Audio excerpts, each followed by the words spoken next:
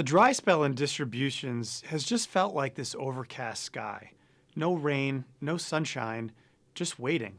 But this topic is front and center for investors, so let's see if we could find any sunshine. This data shows an important return metric within private equity.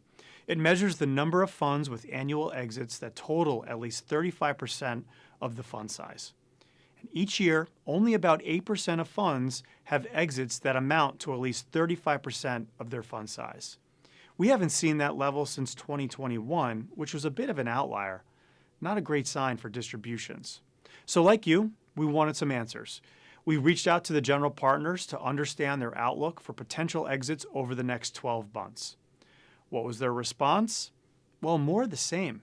The GPs are consistently indicating that roughly 20% of their portfolio companies are actively pursuing an exit process in the next 12 months.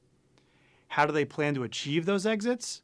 Well, contrary to what we hear about GPs waiting for the IPO market to open or forming a continuation vehicle to generate exits, those channels, interestingly, are not the first choice for GPs, while sales to strategic buyers are expected to be the most popular. This data shows the holding period for exited deals. And no surprise, GPs are holding onto assets longer today than they were 5 to 10 years ago.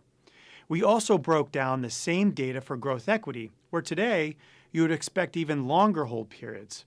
And again, we have not seen a significant shift in results. But let's get to the heart of the distribution topic. How will performance be impacted?